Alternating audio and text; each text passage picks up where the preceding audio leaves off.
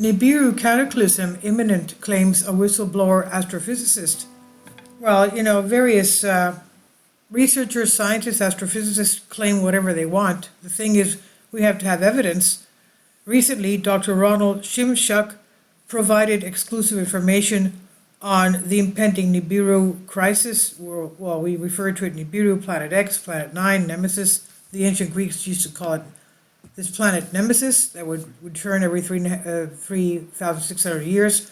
A situation worldwide governments are desperate to perhaps not reveal, and in some cases disappearing all credible whistleblowers. Naturally, those with genuine scientific knowledge have been reluctant to speak on the record Nibiru, Planet X, about Nibiru, but also referring to as Planet X.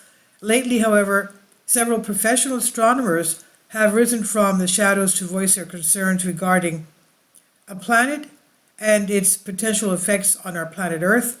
One can only speculate as to why, now after all these years, prolific members of the scientific community are choosing to disclose information at great risk to their safety, and in doing so also place themselves in perilous positions. Now, Ronald Shimshuk, astrophysicist, published recently, also reprinted with Galactic Connection permission. And the below transcript, Dr. Shimshuk, a former NASA employee who holds a double doctorate in aeronautical engineering and astronomical sciences, confronts his own demons in a sincere and heartfelt disclosure that even the most craven human being can ill afford to ignore. And the below transcript expert, Dr. Ronald Shimshuk, former U.S. NASA employee, says, Dr. Shimshuk, thank you once again after taking the time to speak to us about this very important subject. Shimshuk says, you're welcome. I'm always a bit nervous about this, but it's the right thing to do. And the question, let's start with some basics. Why have you gone public? D.S. Shimshuk says, I still wrestle with that decision every day. And to be frank, I'm by no means certain going public, as you say, has any benefit. It may not. As a scientist, I spent much of my life seeking simple answers to difficult questions. Going public is the most difficult question I've faced, and I'm dedicated to the truth. And for a long time, I helped conceal the truth that could cost millions or billions of lives. Like many of my colleagues, I fear for my life and for that of my beloved Darlene. God rest her soul, she passed away. And now I have no living relatives, and my conscience could no longer bear the burden of guilt. I had to go public for humanity, he says. Question, are you saying that if you expose information on Nibiru? And he says, yes, they'd have to explicitly say it.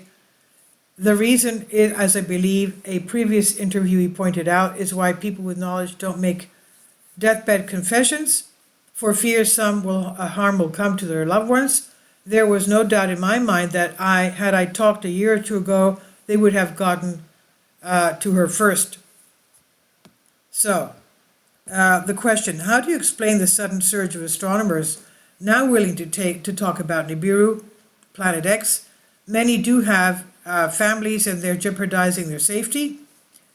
The doctor says, although I can speak only definitively for myself, I can speculate. In a row of dominoes, when one falls, they all fall.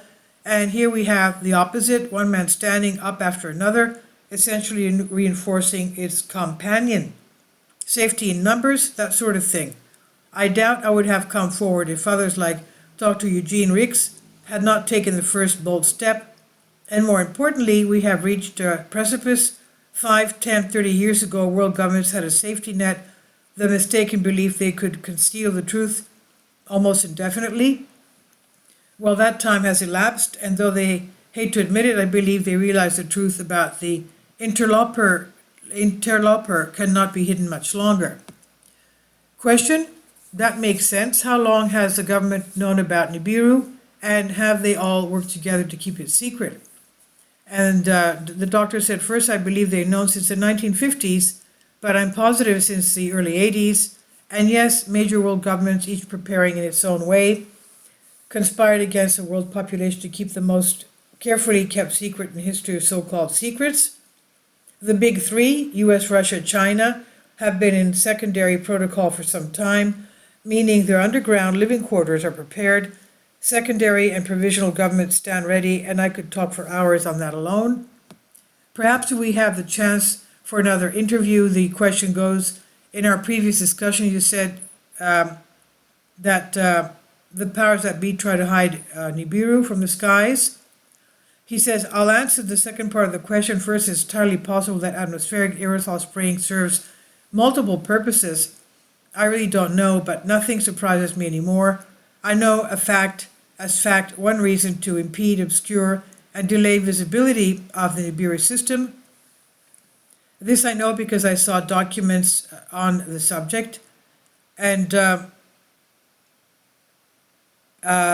these chemical compositions, translucent, reflective nanofibers,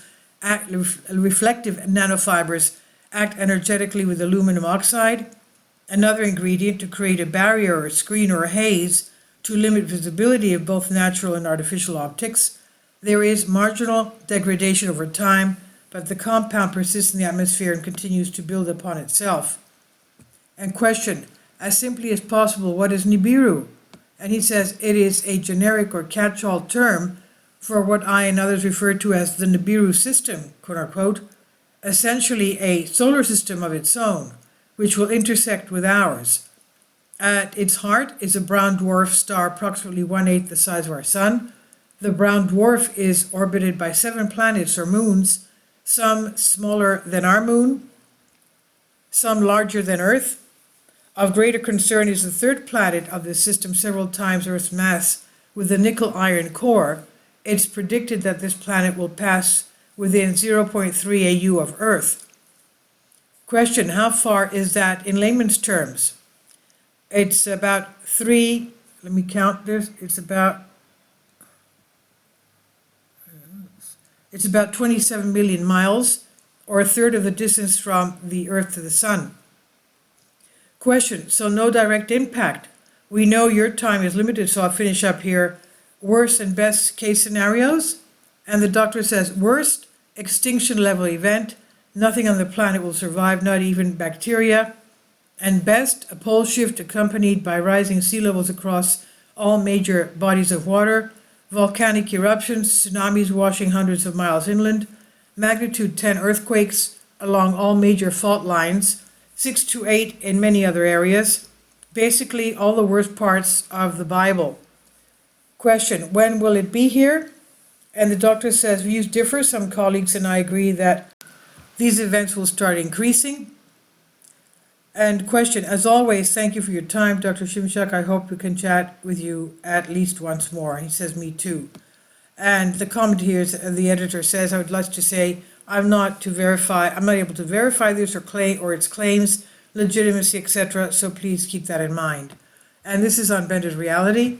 Please leave your comments and thank you for your support. So in other words, he's talking basically about a binary star system that returns every so often. Please leave your comments and thank you for your support. Please support my Patreon account. The daily posts are 5 videos daily, and they are totally different from what I have on my YouTube channel.